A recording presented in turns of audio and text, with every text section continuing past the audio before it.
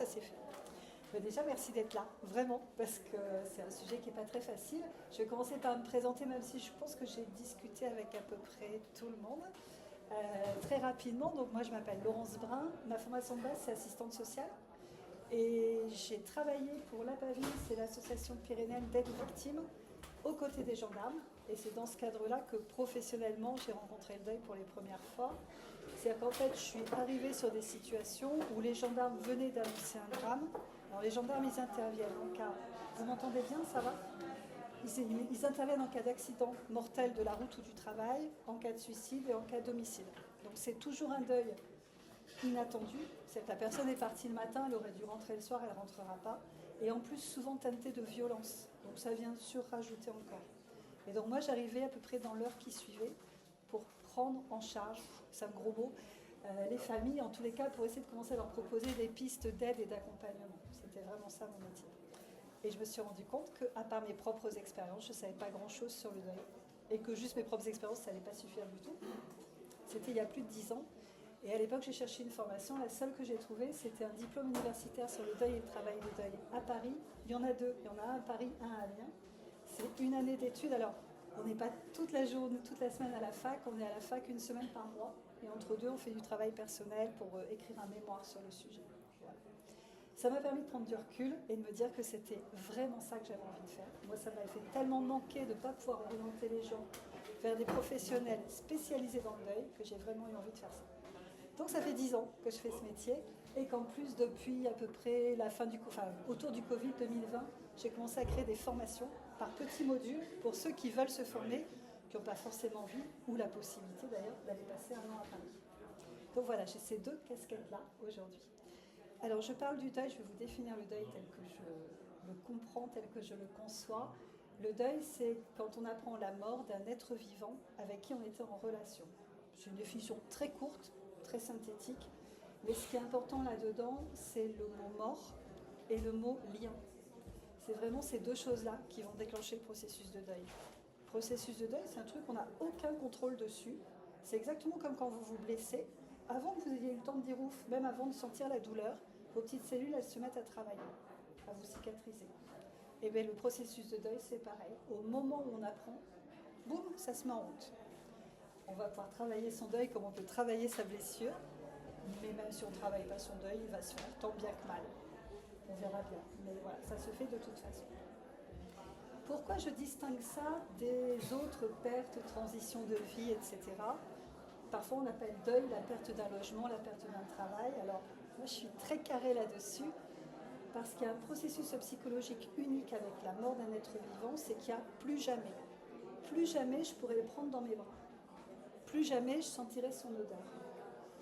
Alors que le logement que je vais perdre, qui était hyper important pour moi, et peut-être ça va être très très douloureux pour moi, dans ma tête, il y a toujours un oui, mais peut-être un jour je pourrais réaménager dedans, ou peut-être je pourrais reconstruire le même exactement. Dans la mort, il n'y a pas de négociation possible, on le sait tous.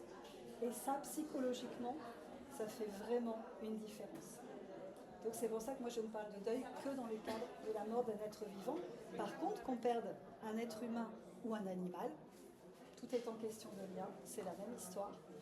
Et on parle beaucoup de la mort d'un être cher, quelqu'un qu'on aimait très fort. Évidemment, c'est très douloureux de perdre quelqu'un qu'on aimait très fort, mais ça peut être très complexe de perdre quelqu'un avec qui on était en conflit, avec qui on était en train de renouer une relation. Enfin voilà, il y a tellement de choses en fait qui interviennent dans le deuil que c'est pas. Je vois trop de raccourcis sur les réseaux où on dit eh bien, ta douleur du deuil, elle est liée à l'amour que tu avais pour la personne. Bon, si c'était aussi simple que ça se saurait. C'est beaucoup plus complexe. Ça, c'est pour les filles. Vous n'hésitez pas à m'interrompre, à me poser des questions si vous en avez, surtout. C'est très rapide, mais c'était vraiment pour vous dire de quoi moi je parle quand je parle du deuil. On a plusieurs modèles de compréhension du deuil. Alors, ce n'est pas des modèles à suivre quand on est en deuil, c'est pas la même chose. C'est pour les professionnels, pour essayer de, quand on accueille quelqu'un, comprendre un peu où il en est et essayer de s'y repérer. Il y a un modèle qui est très connu et que moi je ne me retrouve pas dedans, c'est le modèle d'Elisabeth Kubler-Ross, avec 7 étapes, si mes souvenirs sont bons, dont le déni, la colère, la tristesse et je ne sais plus les autres. C'est un modèle qu'en fait, elle a construit pour les personnes en fin de vie. C'est le moment où j'apprends que je vais mourir dans les semaines qui viennent. Voilà, ce passage-là qui peut être très compliqué. Et elle a fait un travail formidable pour les soins palliatifs. Si vous avez l'occasion de travailler ou de vous intéresser à la question des soins palliatifs, allez lire Elisabeth Kübler-Ross, c'est une mine d'informations. Mais ses collègues, après son décès, ont retourné ce modèle en disant ça marche aussi pour les endeuillés. Mais en fait, c'est pas la même histoire. Si je vais mourir, mon but, c'est d'essayer d'être la plus apaisée possible avant le grand voyage. Si je suis en deuil, mon but, c'est de réussir à faire avec cet événement nouveau, me transformer au niveau social, psychologique, etc., pour revenir le mieux possible dans la vie. Donc c'est pas la même histoire. Donc le modèle, il colle pas bien en fait. Il colle d'autant moins bien que pourquoi d'abord la colère, puis après la tristesse, puis après... Non, en fait, on fait tout ce qu'on peut. Et alors j'ai une image, je ne sais pas si elle va vous parler. Quand on est en deuil, c'est comme si on était en programme essorage de machine à laver au niveau des émotions. Donc on passe de la colère, la tristesse, la joie, oui, il y en a, à la peur, à l'incertitude, à un moment génial et presque d'extase, etc. Et ça n'arrête pas. C'est tout le temps, tout le temps. Et c'est épuisant. Donc du coup, ce modèle-là, moi je ne le valide pas, mais vous le trouverez un peu partout. Moi, je suis très très intéressée par le modèle de Christophe Fauré, qui est un psychiatre, psychothérapeute spécialisé dans le deuil, qui est quelqu'un de contemporain. Si vous avez la possibilité, tapez son nom, Faure, tapez son nom sur YouTube. Il a des conférences gratuites, géniales, vraiment. Et il a, oui, il a des... Lequel? Vivre le deuil au jour le jour. Après suicide, ouais. Il a 2 grands livres sur le deuil. Il y a Vivre le deuil au jour le jour et il y a Après le suicide d'un proche, ça doit être ça, je crois, le titre. Ouais. Et ce que j'aime chez Christophe Fauré, c'est que, alors qu'il a un niveau d'études vraiment très pointu, vous allez confirmer, c'est hyper facile à lire. Voilà. Je suis d'accord sur Elisabeth Kübler-Ross. Parce que moi je travaille en soins palliatifs. Ah oui. Et je suis d'accord avec vous, en fait, pour moi il n'y a pas d'or. Non. Parce que je le vois tous les jours, là, moi, mais effectivement il n'y a pas d'or, mais ça vient, ça arrive. Et c'est pas le même or pour tout le monde non plus. En plus, tout à fait. C'est vraiment des vagues en fait. Hein. Le deuil, c'est une histoire de vagues et il n'y a pas de règles à suivre. Alors après, il faut aussi se remettre dans le contexte. Hein. Le modèle d'Elisabeth Kübler-Ross, il commence à dater et on a évolué depuis, on a continué à travailler. Hein. Donc il fallait bien qu'il y ait des précurseurs qui osent écrire des choses. Et effectivement, alors Fauré, il nous propose un modèle de compréhension du deuil, hein.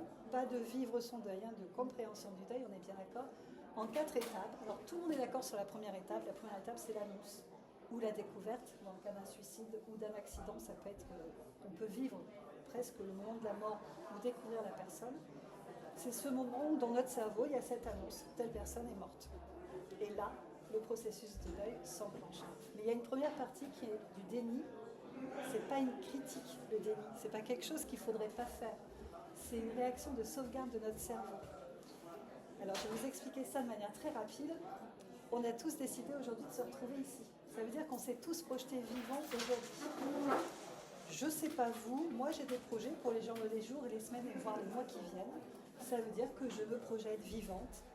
En fait, je me projette vivante et donc immortelle, quelque part. Là-haut, psychologiquement. Et c'est plutôt bien, hein, parce que le jour où on n'a plus de projet, où on attend de mourir, c'est pas terrible. Et du coup, quand la vraie mort, celle d'un proche, mon cerveau, il dit ça va pas du tout cette histoire. Je suis pas d'accord. Ça va me faire disjoncter. Je peux pas être immortelle et que les gens meurent. C'est pour ça que c'est aussi compliqué en fait l'annonce d'un deuil. C'est pour ça que dans notre cerveau, on peut avoir des réactions très étranges. On peut continuer à parler de la personne au présent. On peut arriver, ça m'est arriver devant la maison de la personne défunte et dire ah ben vous voyez, les volets sont ouverts. Il est vivant. Et quelqu'un ose dire c'est les voisins qui ont ouvert les volets. Ouais, dans un moment normal, ça m'aurait effleuré l'esprit toute seule. À ce moment-là, c'est tellement pas possible d'intégrer cette information que le cerveau va chercher toutes les raisons du monde de dire non, c'est pas vrai. Ça s'appelle le déni. C'est juste normal. Ça dure entre quelques jours, quelques semaines. Ça aussi, les durées, c'est très compliqué à donner. Ça dure toujours un peu plus longtemps que ce qu'on imagine. La deuxième étape qui arrive assez rapidement, c'est... Alors lui, il parle de fuite et souffrance, de fuite et recherche. Donc fuite de la souffrance et recherche du signe du défunt. Moi, je parle d'une période d'intégration. Je passe de l'information intellectuelle, oui, je sais que telle personne est morte, à ok, un peu partout là dans mes cellules, c'est ok, je sais qu'il est mort. Et ce travail-là, ce temps-là, ça prend beaucoup de temps et on a plein de mécanismes de défense qui se mettent en œuvre. Par exemple, le pull, qui garde l'odeur. Si quelqu'un lave le pull en question, il risque beaucoup quand même. C'est la chambre à laquelle on ne va pas toucher, même pas faire de poussière, pour tout garder en l'état. C'est une dame que j'avais accompagnée qui, 4 ans après la mort de son mari, avait toujours sur la patère la casquette, le manteau, les bottes. Alors ça surprend souvent l'entourage, ça étonne, ça inquiète. On se dit, oulala, est-ce qu'il n'est pas en train de faire un deuil bloqué? Et moi j'ai une question toute simple que je vous souffle, c'est sur la fameuse patère en question, c'est de dire à cette dame, quand vous arrivez et que vous voyez ça, ça vous fait quoi? Et cette dame a répondu, c'est un peu comme s'il était encore là. Alors intellectuellement elle le sait, hein, elle n'a pas de pathologie, hein, elle sait très bien qu'il est mort, mais c'est un peu un doudou. Et je lui dis, le temps que c'est ça, vous expliquez à votre entourage que ça vous fait ça, et c'est ok. Puis un jour, vous allez rentrer chez vous, vous allez dire, ah, ça, non, ça ne fait plus le même effet. Là, ce jour-là, il sera peut-être temps de les ranger ailleurs. Et il y a des gens qui ont besoin de ranger les affaires dans les 3 jours. Et il y a des gens qui ont besoin de garder tous les vêtements dans la penderie, parce qu'à chaque fois qu'ils ouvrent la penderie, ça leur fait du bien. Et c'est vraiment chacun, il n'y a pas une bonne manière de faire. La question c'est qu'est-ce que ça me fait? Est-ce que ça me fait du bien ou pas? Moi c'est ma question guide dans tous les entretiens. Oui. Vous pouvez redonner votre terme à vous pour l'étape 2 si vous Intégration. La période d'intégration. Ça dure longtemps, ça dure plusieurs mois. Et on voit en fait les mécanismes de... Christophe Fauré il me dit les mécanismes de défense c'est comme des béquilles. Hein. Vous ne les piquez pas aux gens. Vous ne dites pas aux gens d'arrêter. Et le temps qu'ils sont là, les mécanismes c'est pour nous protéger en fait. C'est essentiel. Mais ça s'use, les mécanismes de défense. Puis il y a un jour où le pull n'a plus l'odeur. Le message sur le répondeur dit toujours la même chose et ne fait plus l'effet tout doux qu'il faisait au début. Et ce jour-là, on arrive dans la période que lui nomme la période de déstructuration. Le mot est très fort. Mais c'est vraiment ça. On a perdu de sa structure et moi je parle aussi d'aller chercher le fond de la piscine pour réussir à rebondir et remonter. Mais c'est une période de très grande tristesse, de fatigue, de peur, de plein de choses qui se mélangent. C'est souvent le moment où on arrive chez le médecin en disant j'en peux plus, je dors plus, je mange plus, je vais pas bien, j'arrive plus à aller bosser. On a des problèmes de concentration, de mémorisation, on a l'impression que ça va jamais se terminer cette histoire parce que souvent on peut être à 1 an, 2 ans après le décès de la personne. Donc c'est long. Tout l'entourage vous dit enfin tu devrais passer à autre chose. C'est bienveillant, ça marche pas, mais c'est bienveillant, il faut s'en souvenir. Et en fait, on est démunis, on est épuisé, parce que c'est une bataille de se lever le matin. Et du coup, là, c'est vraiment le moment où les gens ont tendance à lâcher un peu et à dire j'en ai marre, je n'ai plus envie. Il ne faut pas hésiter à se faire aider par tous les moyens du monde, que ce soit médical, que ce soit tous les professionnels des différentes thérapies là, qui sont présentes ici peuvent aider énormément dans ces moments-là. En tous les cas, il ne faut pas rester tout seul. Il faut vraiment se trouver des appuis parce que c'est aussi le moment où on peut avoir des idées suicidaires. Donc, voilà. Les appuis. Les professionnels, Je sais. Le problème, c'est qu'on est peu nombreux à être sensibilisés au deuil. Là, il y a plein de professionnels formidables avec chacun des techniques qui peuvent vous convenir et d'autres ne vous conviendront pas. c'est ça, mais c'est ça qui est compliqué. Il faut y aller, il faut raconter, et au final ça va pas, donc on recommence. Vous pouvez déjà, quand vous prenez rendez-vous, demander à la personne ce qu'elle connaît du deuil. Parce que, aussi bon thérapeute soit la personne, si elle n'a pas d'infos et de connaissances sur le deuil, ça va être difficile de vous aider dans ce moment-là.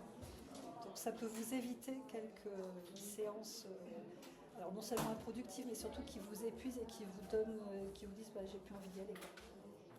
Ça c'est sûr. Mais oui, je sais que c'est difficile. C'est pour ça aussi que je forme des gens, pour essayer qu'on soit de plus en plus nombreux. Que vous interveniez de suite après le suicide, les morts, voilà. Et ça, moi, c'est un truc que j'aurais bien voir. Enfin, un truc où moi, je me sentais seule et seule, quoi. Oui. Si vous faites aider, en fait, j'aimerais bien. Mais par qui? Voilà. Ouais, je sais bien. C'est vrai que moi, c'était une partie que je trouvais extraordinaire dans mon métier. avec en même temps cette surprise à chaque fois que les gens se souvenaient ni de mon nom, ni de qui j'étais, mais par contre ils gardaient mon numéro de téléphone, ils arrivaient à me recontacter et ils me disaient vous êtes la dame qui était là ce jour-là. Voilà, ça s'arrêtait là.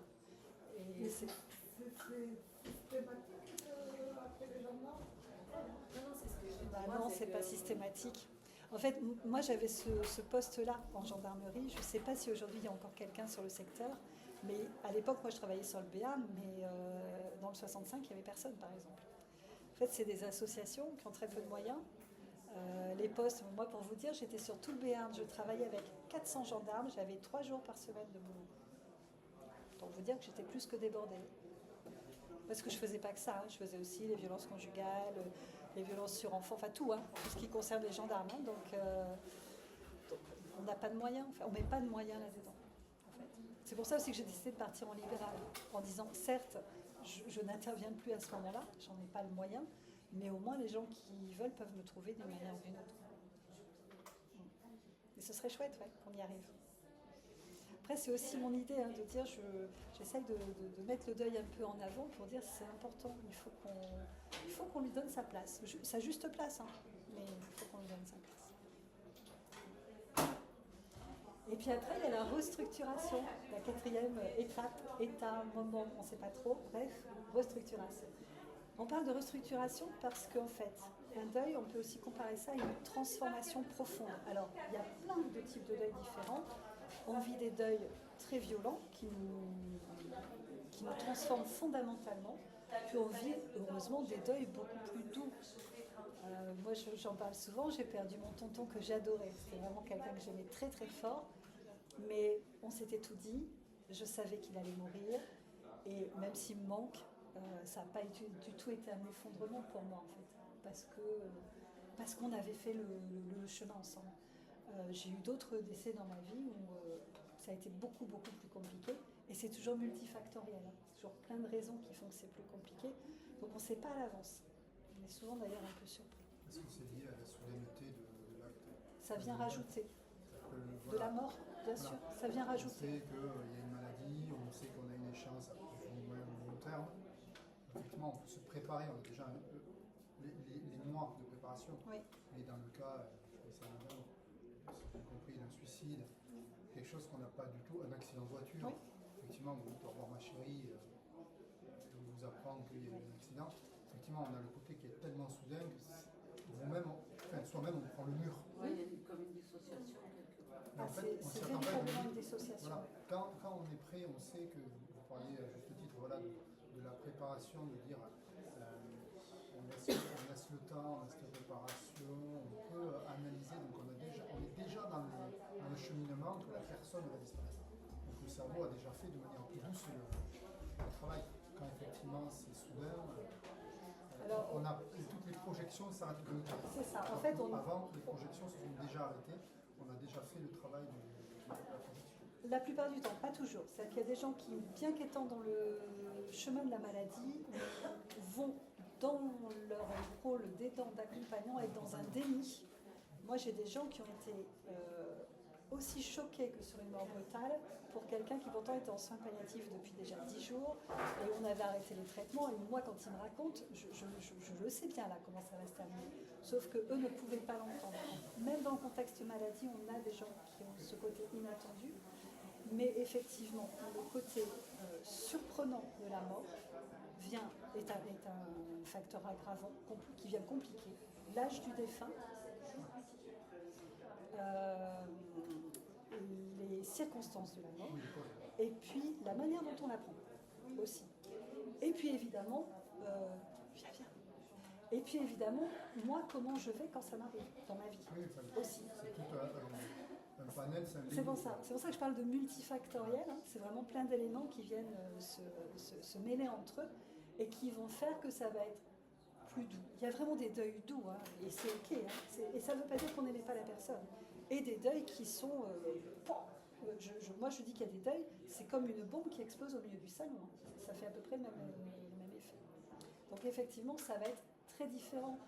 Je vois assez peu dans mes accompagnements de deuil doux.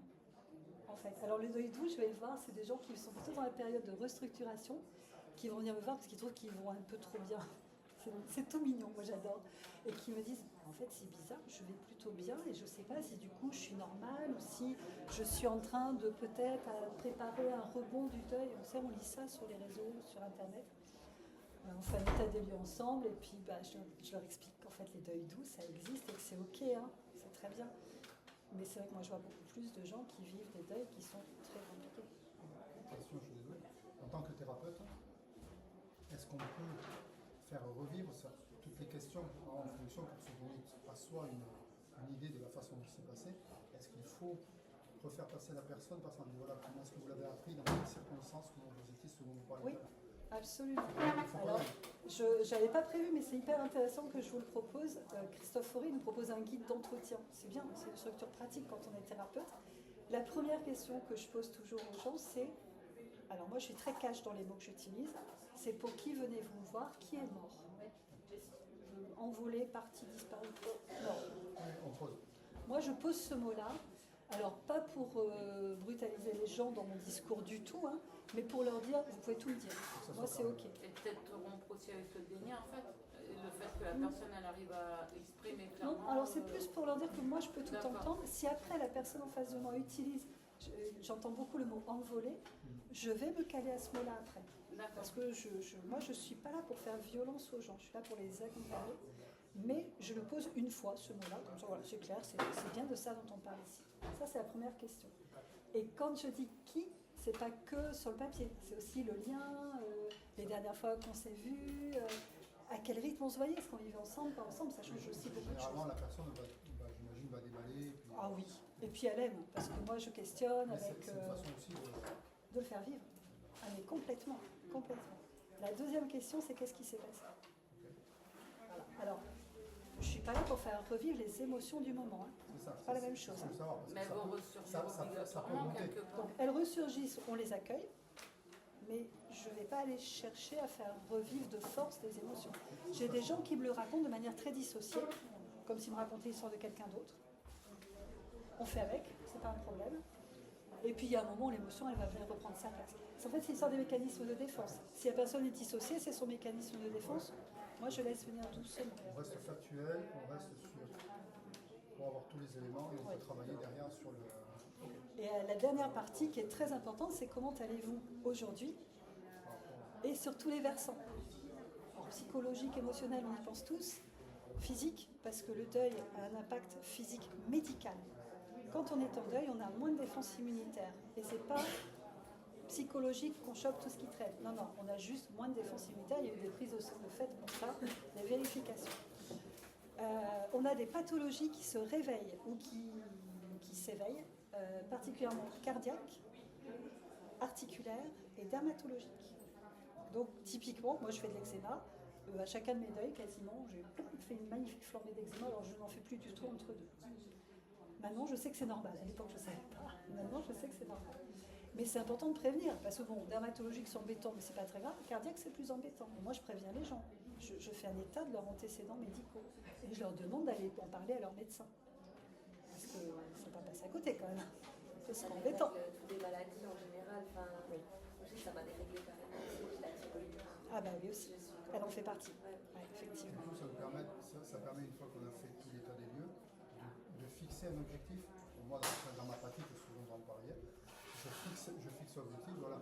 Vers quoi voudriez-vous aller ou on laisse ouvrir?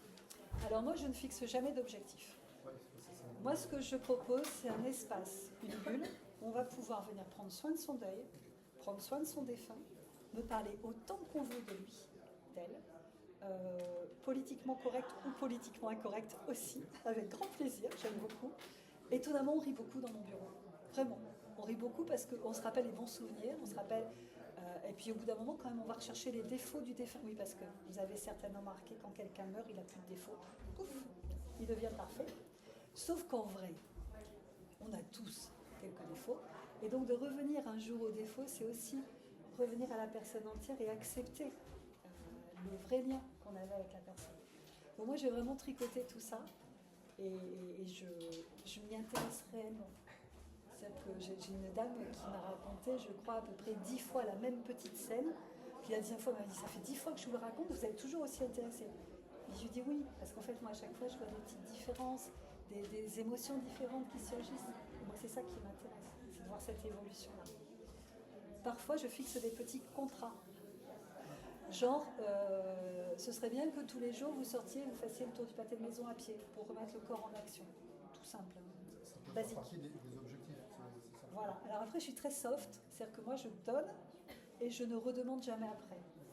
Ils me disent, ah, mais vous savez, du coup, non seulement je fais 5 minutes, mais du coup, je dis avec ma voisine, puis maintenant, on fait le tour. Parfait. Soit ils ne m'en reparlent pas, on n'est pas à l'école. Donc, je ne fais pas ce côté-là. J'ai fait les 4 étapes, j'ai fait le guide d'entretien. Ah oui, non, je finis le guide d'entretien parce que c'est quand même très intéressant. On pose aussi des questions au niveau social. Est-ce que vous avez des amis? Est-ce que vous avez un réseau? Est-ce que vous avez au moins 3 personnes sur qui vous pouvez compter à n'importe quelle heure pour des amis? Et si oui, marquez leur nom sur le frigo, dans votre téléphone, partout, parce que quand on est très très down, j'aime pas le mot anglais, mais je trouve qu'il est magnifique celui-là, on ne sait même plus qui on peut appeler. Et ben on a les 3 numéros sur le frigo dans le téléphone, on les a prévenus, on leur a dit, voilà, fais mon SOS si besoin. Et on a juste à appuyer, on dit ça va pas. Ça vraiment c'est important. Question. Ok, mais il y a possibilité de ne pas être... comment l'exprimer justement il y a possibilité de tellement se renfermer quand on est dans une sorte de deuil. Je ressentais ta tristesse, je suis désolée, hein, mais ouais, je le sens. Il faut que tu te fasses aider parce que ça c'est très bon. Et pour toi, ça doit l'être. C'est pas pour moi, hein, c'est juste si j'arrive à me capter, c'est que ouais. Du coup, c'est pas mélange. Et du coup, oui, c'est facile à dire en fait. Mais en vrai, quand on est dans ce choc-là, je pense que c'est un peu te concernant. C'est extrêmement difficile de dire ok, même si on a fait le pas, on a été scolaire, ouais, je te préviens, je vais t'appeler, mais d'appeler réellement la personne à ce moment-là, c'est des fois insurmontable et infaisable sur le moment. C'est pour ça qu'il y a aussi des numéros plus neutres, comme SOS Amitié. Essayer de trouver quelque chose, parce que la personne elle a quand même ce besoin, même si elle ne va pas appeler par exemple sa mère, si c'est avec sa mère qu'elle est fusionnelle ou une autre personne. Mais justement, c'est pas forcément. Alors moi j'aide les gens à réfléchir à qui. Parce que c'est pas forcément les gens fusionnels. Parce que la personne fusionnelle, on va la protéger. Ça va plutôt être un ami parfois un peu lointain, mais qui peut comprendre, et qui du coup, lui, on peut l'appeler. Parce que lui, il n'est pas directement impacté par notre deuil. Et donc, il va pouvoir être dans cette aide. Et puis, parfois, vous avez raison, on n'a pas les personnes en question. Moi, j'ai des gens qui me disent, on cherche, on n'a personne. Et bien, il y a SOS Amitié. C'est mieux que rien. Ouais. Mais en tous les cas, l'idée, c'est de dire que le jour... Une solution autre que... les 3 amis, enfin, oui. Entre guillemets, ce que vous avez Moi, je commence toujours par les 3 amis, et après, effectivement, si on ne trouve pas, et c'est OK, on ne trouve pas, il y a des numéros nationaux qu'on peut appeler. C'est pas qu'on ne trouve pas, c'est que des fois, on peut ne pas oser non plus. Oui. Souvent, je pense que c'est ça qui va faire plus de blocage. Alors, quand même, quand on fait ensemble ce travail-là, avant d'être en crise, et que les gens ont pu l'évoquer avec les amis en question, ils me disent que c'est beaucoup plus facile d'appeler, puisque ça a été parlé avant, en fait. D'accord. Là où effectivement, je vais pas, mais même moi, hein, dans ma vie quotidienne, je vais pas bien, c'est pas simple de décrocher mon téléphone, d'appeler une copine et de dire coucou, je vais pas bien. Ouais, c'est très sociétal aussi, ce côté très tabou, et de dire de garder. Quand vous êtes un homme, c'est encore pire, on en a parlé. On n'a pas le droit de souffrir, on n'a pas le droit de pleurer, on n'a pas le droit de... Mais vous n'êtes pas les humains, en fait. Ben oui, mais dans la société actuelle patriarcale, moi je me bats contre ça. Moi aussi. On n'a pas le droit. On n'a pas le droit et on n'est pas soutenu. Je le disais hier, aujourd'hui, moi, mon souhait là, c'est de créer quelque chose pour les hommes qui ont subi une perte. Ben oui. Je parlais d'un enfant, on a parlé d'un enfant hier. Un être humain à part entière, on soutient la maman, sur les fausses couches, des trucs comme ça, la maman va être soutenue. Ce que j'entends tout à fait, c'est totalement vrai. Et le papa. C'est ça, tout à fait ça. Et moi, je soutiens les parents. Et moi, j'ai vu où le mec il arrive, il dit ça va aller. Mais non, ça n'empêche pas l'intérieur. Comme vous l'avez dit, il y a un cœur, voilà. tout ça. Et effectivement, donc... C'est sûr. Hein. Non, mais alors, ça fait partie, effectivement, mais il y a plein de... En fait, on est dans une société où on pense que si on minimise la douleur de l'autre, ça va atténuer sa douleur. Alors c'est terrible parce que c'est bienveillant, c'est terrible. Ouais, mais ça peut Ça marche pas, augmenter, c'est pire que justement, tout. au contraire, ouais, C'est voilà. pire que Vous tout. vous retrouvez tout seul ou toute seule. Oui, c'est ça. Alors qu'effectivement, si madame, je vais prendre votre cas, a priori. J'en ai d'autres. Recevoir ces messages aussi. Voilà. Mais si vous avez la possibilité effectivement de le parler aujourd'hui, la thérapie, c'est quoi? C'est pour exprimer ce qu'on ressent à une personne qui va l'accueillir et qui va la traiter ou qui va l'accompagner. On ne veut pas la traiter, l'accompagner. C'est vrai que moi, dans ma profession, je suis un accompagnant, je ne suis pas un traitant. Bah, moi non plus. Je suis pas là je suis là pour accompagner et accueillir ce que va faire la personne. C'est ça. Après, comme je disais à juste titre, elle fait pas, mais on a peut-être ouvert une petite serrure. Et toutes les petites serrures qu'on va ouvrir vont amener un jour peut-être qu'il y a 10 serrures, il faut en ouvrir 10 fois et que la porte s'ouvrira et que ça va permettre de. Alors moi, c'est vraiment ma Très bien technique. dit, ouais. Je rebondis sur ça, Ouais. c'est vraiment ma technique. C'est-à-dire que je propose aux gens. Alors, dans le deuil, j'ai pas d'outil magique. Je dis d'ailleurs souvent, je suis désolée, j'ai pas de baguette magique. J'aimerais vraiment. En plus, c'est mon monde, la magie, j'adorerais. Mais non, bon. C'est acté, c'est comme ça. Mais du coup, derrière, je dis aux gens, voilà, je vais vous proposer des trucs. Je suis un peu farfelue, je suis un peu intéressée par plein de trucs. Je vais vous proposer des trucs un peu bizarres. Et vous n'êtes pas du tout obligé d'en prendre un. Mais écoutez et imaginez. Et vous allez forcément réussir à créer le truc qui va prendre du sens pour vous et va vous faire du bien à vous. Alors des exemples, j'en ai à l'appel. Le premier Noël est souvent très compliqué. Qu'est-ce qu'on fait un premier Noël quand il manque terriblement quelqu'un et que la joie, elle n'est pas invitée à ce Noël-là? Eh bien, on se pose la question vraiment. On se dit, ok, alors qu'est-ce qui d'abord me ferait le moins mal? On commence par ça, hein, un peu de douceur.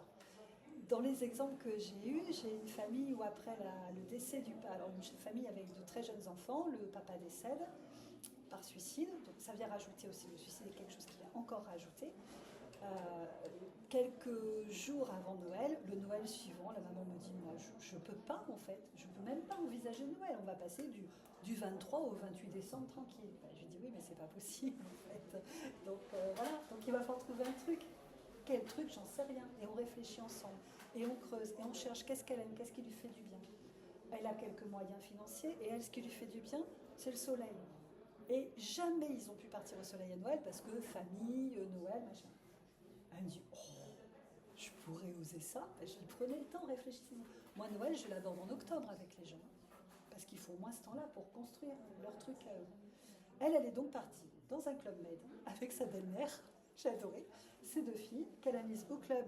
Donc les petites ont fait Noël, le sapin, les cadeaux, les machins. Elle a siroté des cocktails sur la plage. Je ne vais pas vous dire qu'elle a passé le meilleur Noël de sa vie, c'est pas vrai. Mais elles ont passé Noël. Et pas en disant il ne se passe rien.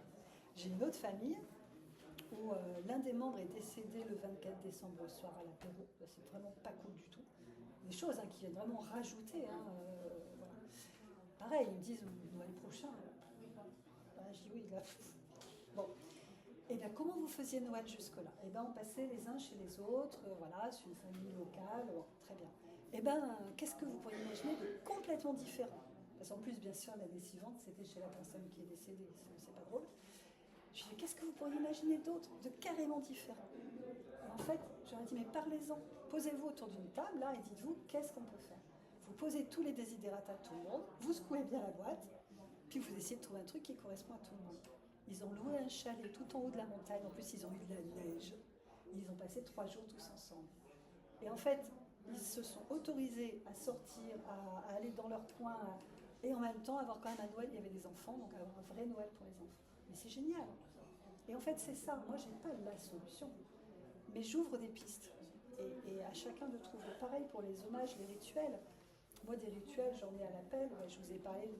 Non, peut-être pas là, je ne sais plus. Parfois, ça m'arrive. Ma grand-mère est enterrée en Lorraine, c'est trop loin pour que j'y aille. Et ben, de temps en temps, je vais m'acheter une fleur et je vais la déposer sur une tombe abandonnée dans le grand cimetière de Pau. Je crois que ça fait de mal à personne. Je m'excuse toujours auprès du défunt. C'est aussi un peu pour lui. Ça me fait du bien. Mais il y a plein de gens à qui ça ne va pas parler. Mais c'est pas grave, en fait. Vous voyez, c'est plus on propose d'idées un peu folles, et plus les gens vont pouvoir, eux, s'autoriser à se créer leur rituel. Parce qu'en fait, dans ces histoires-là, la seule chose qu'on peut faire, c'est ça, c'est essayer de mettre un petit peu de sens à quelque chose qui, au départ, n'en a absolument aucun, en fait. On saisit ou pas l'opportunité, c'est ça. C'est ça. Mais ils inventent toujours des choses assez géniales. Hein. Et ça, c'est vraiment. Moi, je suis toujours émerveillée de ce que les gens peuvent inventer. Ça permet surtout à la personne j'imagine, d'aller de l'avant, en se disant tiens, il y a cette possibilité-là, je ne reste pas ancré ici, je peux explorer plusieurs pistes, et c'est ce qui permet de trouver. Et puis on essaye des choses, et puis ça plaît pas, et puis on évolue. Hein. Entre comment on est 15 jours après et comment on est un an après, ben, on a changé, on a évolué, on a commencé. Puis on essaye des choses. Alors, vous avez peut-être entendu parler de la première année, qu'au bout d'un an, tout irait mieux. Ça ne marche pas. Mais par contre, la première année, on expérimente toutes les premières fois sans l'autre. Et la deuxième année, alors à la fois on se rend compte que ce sera tous les ans comme ça, donc ça c'est le côté un peu compliqué, mais notre psychisme sait qu'on a été capable de le vivre une première fois et que donc a priori on devrait être capable de le vivre les fois suivantes. Alors que les premières fois on se dit on va jamais y arriver. Moi les premiers Noëls dont je vous parle, les gens ils arrivent en disant on va pas y arriver, quoi. C'est impossible. Mais une fois qu'ils l'ont fait, ils feront encore différemment à l'année suivante. Mais ils savent qu'ils ont pu faire quelque chose et que ça a été pas si mal finalement. J'avais un plan. J'en suis complètement sortie, mais c'est ça qui est bien avec vos questions. Vous voulez me demander quelque chose? Non, non, pas du tout. D'accord, très bien. Non, je vous en prie. J'avais envie de vous glisser, je regarde l'heure aussi quand même. Non, c'est bon. J'avais envie de vous glisser des infos sur comment on peut aider un proche, un ami, qui est en deuil. Alors, on va tout de suite évacuer les trucs à ne pas faire. On évite de parler de soi, de dire oui, je comprends, tu sais, moi aussi, quand j'ai perdu, alors, je vous l'ai dit parce que c'est des trucs entendus et répétés dans mon bureau, oui, tu sais, moi aussi, quand j'ai perdu mon travail, c'était dur. Ouais, là, petit 1, on s'en fout, et petit 2, ça n'a rien à voir. Donc, non, on enlève. Si on ne sait pas quoi dire, des fois, juste on se tait, on dit, je suis là. Si tu veux, je suis là. Ça, c'est magique. Vraiment. Si en plus, on est vraiment capable d'être là, c'est vraiment très chouette. Des choses très concrètes. On a tendance à dire si tu as besoin d'aide, appelle-moi. Et on disait effectivement, c'est pas facile de décrocher son téléphone. Ou si tu as besoin d'aide pour les courses, tu me le dis, on en parle. Alors oui, mais non. Parce que quand on est en deuil, qu'on a tout ça à gérer, on ne va pas avoir envie d'aller embêter l'autre, à lui dire est-ce que tu peux aller me faire les courses. Par contre, si on dit écoute, là demain je vais faire mes courses, tu me passes ta liste, je te ramène ce qu'il faut. Alors, il faut être prêt à ce que l'autre dise non merci, mais ça marche. Et alors, s'il y a des enfants, dire si tu veux, mercredi prochain je vais à la piscine, j'embarque tes gloulous avec moi, je les prends de 2h à 5h. Ça permet d'abord aux enfants de vivre un temps normal, dans une famille qui n'est pas endeuillée, et à la personne adulte de se reposer, de faire des démarches, de dormir, de pleurer, de faire ce qu'elle a à faire. Ça fait énormément de bien aussi.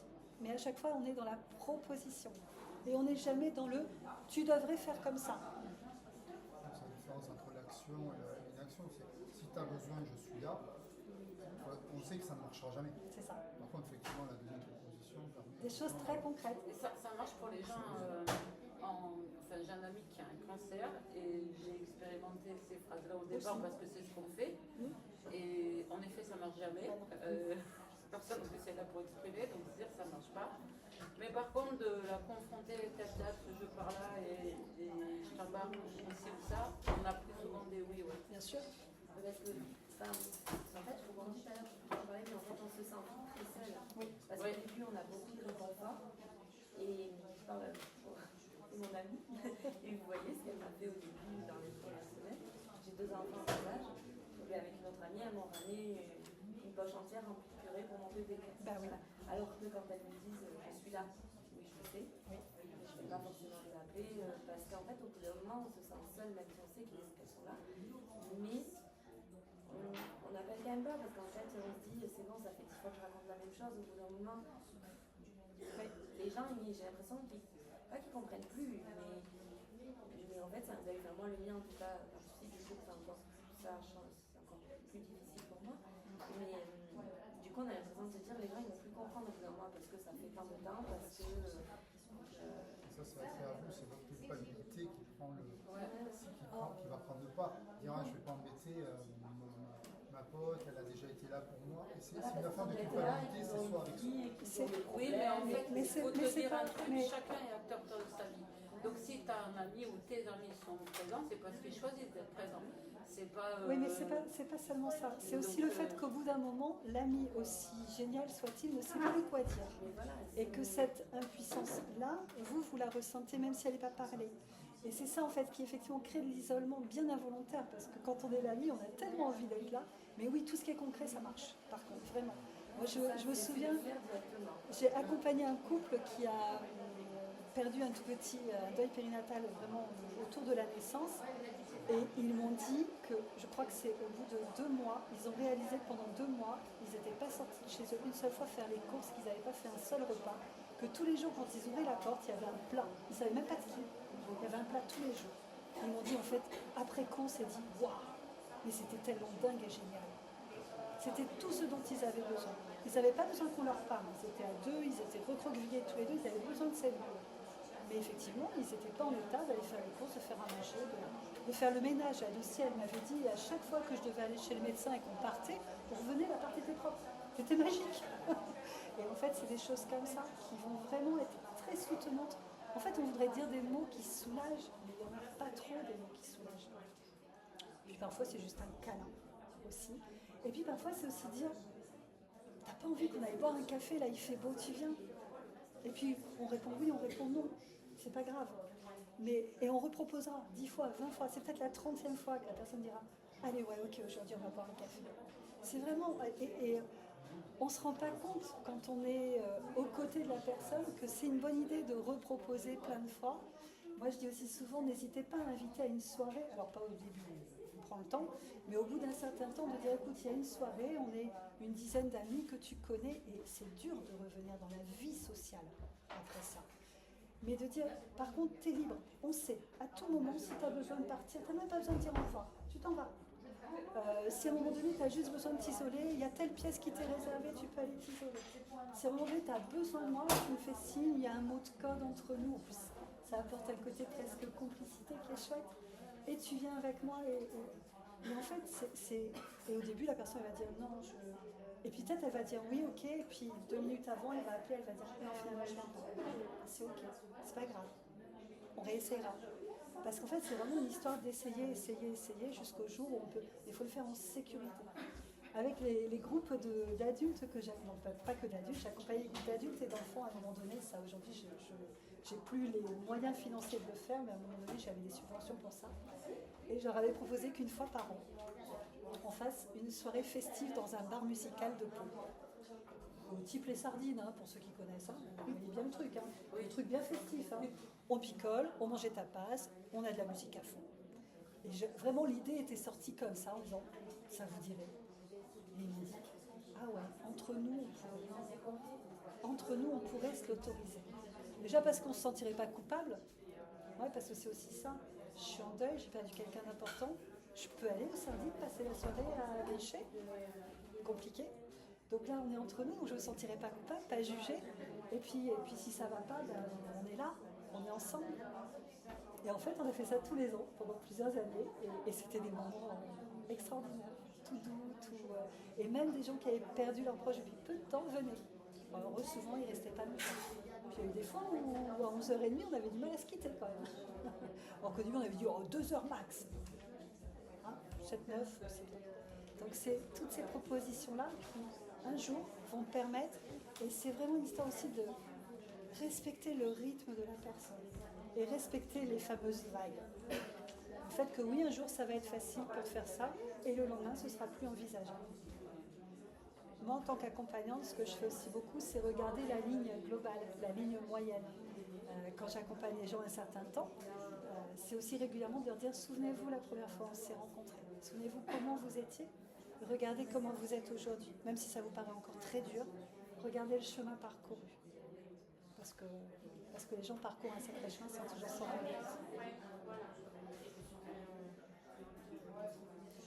J'ai le temps de vous parler des enfants. J'essaye. 2 mots aussi, hein. C'est hyper rapide, quand je fais les formations ça dure des heures, parce que jusqu'à 7-8 ans, Les enfants ne comprennent pas du tout le second degré. Donc une phrase comme « il est parti », qu'est-ce qu'on a d'autre? Il est au ciel, il a disparu. Alors il est parti, je vous le fais. Le gamin, il imagine qu'il a fait sa valise, qu'il prend sa valise et qu'il s'en va. Sauf qu'il ne m'a pas dit au revoir. Mais qu'est-ce que j'ai fait pour ça? Puis il ne revient pas. Puis tout le monde pleure. Ça ne colle pas. Il s'est envolé. Il y a une paire d'ailes qui lui a poussé dans le dos. Oh, ça peut m'arriver, ça fait peur. Il a disparu. Mais on peut disparaître. C'est quoi cette histoire?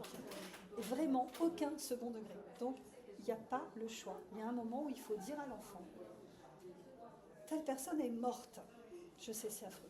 Je le sais. Je le fais régulièrement avec des parents, c'est affreux. Mais il n'y a pas le choix. Le temps qu'on n'a pas dit ça, on n'a pas fait notre boulot d'adulte. Et puis la question qui suit, c'est est-ce que tu sais ce que ça veut dire? Et là, on écoute. Juste, on écoute. On se tait et on écoute. Et on découvre des choses extraordinaires.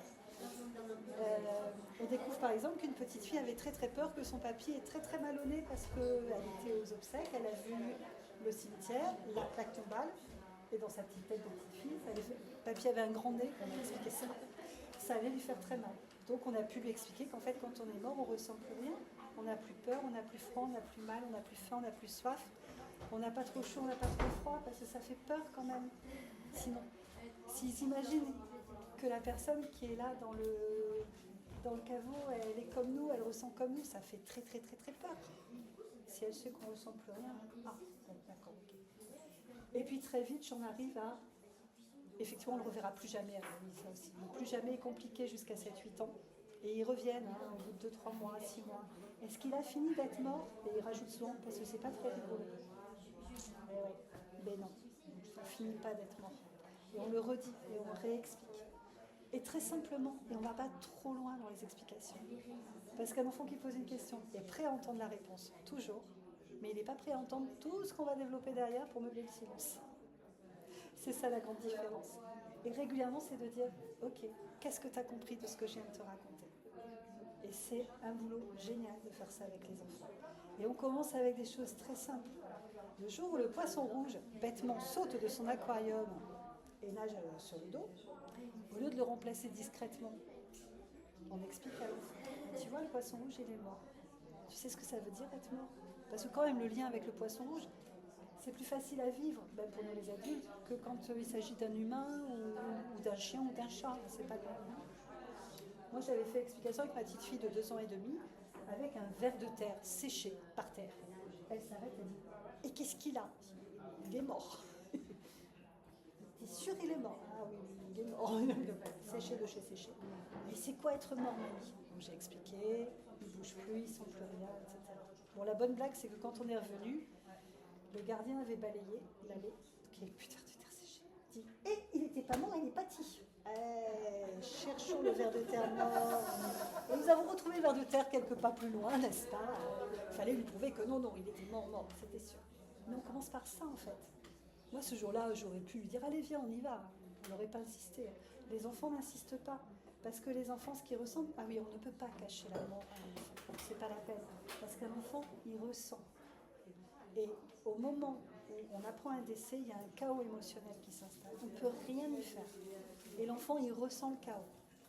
Mais si on ne lui explique pas ce qui se passe, 99% du temps, l'enfant est convaincu qu'il est coupable de ce chaos. Il ne sait pas comment, mais il va trouver une explication. Je me souviens d'une petite fille qui a eu une petite sœur dans le ventre de maman qui n'a pas pu aller jusqu'au bout de sa grossesse parce qu'elle avait une maladie terrible. Donc ils ont dû décider de faire une IMG. Et ils ont expliqué ça à leurs 2 plus grandes, le mieux possible. Mais en mettant quand même un peu les formes, parce que c'est ce qu'on essaye de faire pour amoindrir en tant qu'adulte. Jusqu'au jour où la petite de 3 ans a dit « Tu crois que c'est parce qu'un jour j'ai jeté la balle et que la balle elle a effleuré ton ventre que la petite sœur elle est malade et qu'elle meurt ?» C'est bien, elle a pu le dire. Donc la maman elle a pu expliquer que pas du tout. Les enfants sont autocentrés, ils ont raison. Ils vont bien, la famille va bien. Ils vont mal, la famille va mal. Donc leur monde tourne autour d'eux. Donc quand un événement extérieur arrive comme ça, eux ils ne peuvent pas imaginer que c'est un truc extérieur. Donc dites-leur la vérité. Et dites autour de vous qu'il faut dire la vérité. Moi j'ai même eu l'honneur que des mamans enceintes me fassent confiance pour qu'on parle ensemble à leur bébé dans le ventre. Et j'ai une histoire incroyable, même moi je m'en suis pas remise. Une petite fille qui était prête à sortir en siège, la sage-femme ayant dit que, vu l'état d'avancée de la grossesse, ça ne changerait plus. Et cette dame avait perdu un enfant pendant sa grossesse, un plus grand. Et elle me dit, je crois qu'il faut que je vous voie avant la naissance. On se voit, on en parle. Au bout d'un moment, je dis, est-ce que vous avez expliqué à votre bébé? Ah non, non, j'essaye de la protéger. Ben oui, bien sûr, on fait tous ça. Et je dis, vous ne croyez pas que finalement la protéger, ce serait lui dire sa place dans cette histoire-là, lui dire la place de son grand frère, de son autre grand frère qui est vivant, lui raconter. Elle a dit, ok, on essaye. Donc, on lui a ensemble raconté. Moi, j'ai posé des questions, elle a répondu. Et cette petite fille s'est retournée. La sage-femme n'en est pas revenue. Moi, je me dis, comment on sort du ventre de maman quand on est un enfant et qu'on peut mourir et que ça peut mettre maman dans cet état-là? Enfin, on ne sort pas, quoi. Enfin, je ne sais pas. Hein, c'est mon explication. Elle vaut ce qu'elle vaut. Elle n'est pas scientifique, mais quand même. Donc, vraiment, tous les enfants à qui on parle, à qui on explique, on ne traumatise pas un enfant en expliquant. Ce qui peut être traumatisant, c'est l'événement. Mais l'événement, il est arrivé, on ne peut rien y faire. De venir expliquer, parler, d'ouvrir la parole, ça permet à l'enfant de venir poser toutes ses questions. Et donc de ne pas rester avec des constructions quand même souvent très traumatisantes sur le long terme. Je crois que j'ai réussi à vous dire à peu près tout ce que j'avais prévu. Merci. Vous avez des questions ou envie de... Une petite, je vais beaucoup te C'est bien. Est-ce que le phénomène de deuil, on peut l'appliquer à une personne vivante, une personne qu'on ne verra plus, ou Non. un clash, on Non. Alors, on fait le deuil de la personne existante.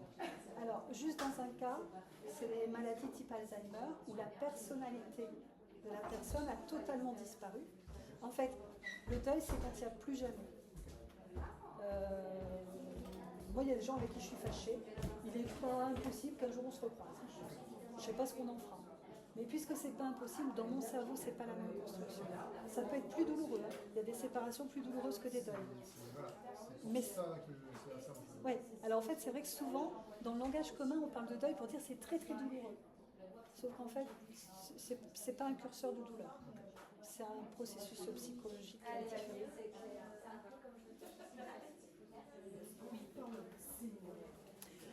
Alors, on me parle des signes, plein. On me parle de signes, on me parle de VSCD, vécu de subjectif de contact avec un défunt. Alors, moi, je ne sais pas. Moi, je n'ai pas de canal avec les défunts, pas du tout. Et je ne sais pas. Je le dis très honnêtement, je ne sais pas. Et je dis aussi qu'en fait, moi, ce que je pense, on s'en fout complètement. Moi, j'accueille ce que les gens m'apportent. Quelqu'un qui m'apporte un signe, ma question est toujours la même. Qu'est-ce que ça vous fait quand ça arrive?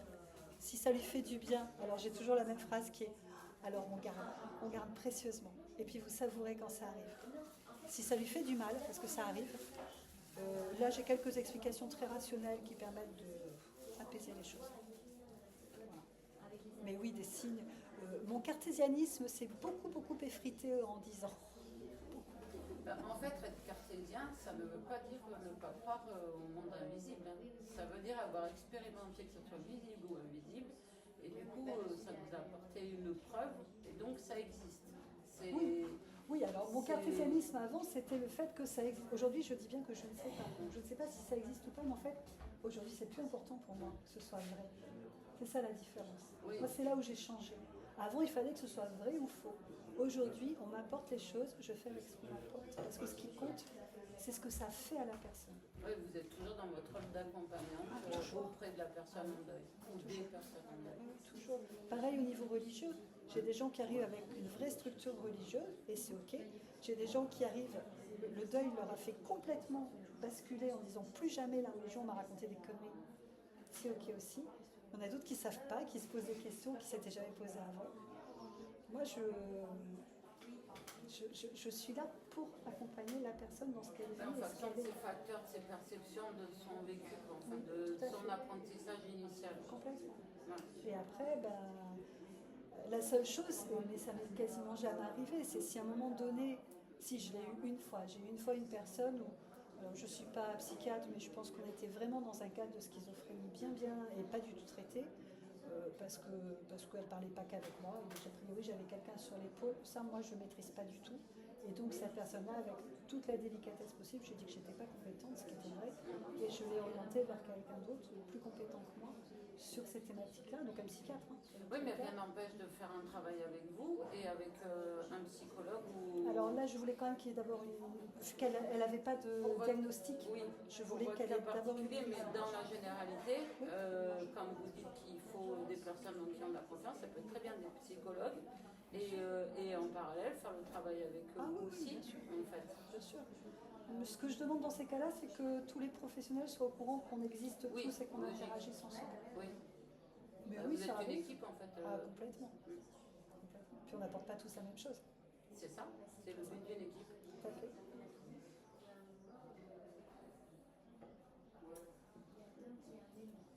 Est-ce que vous avez d'autres questions? Non, c'est bon. Bon, après, je suis toujours à mon stand, si vous voulez qu'on papote. On peut même aller papoter dehors au soleil, si vous voulez. En tous les cas, merci. Merci vraiment d'avoir été là. C'est trop chouette. Et puis, n'hésitez pas à en parler autour de vous. Ouais. Merci. Merci à vous.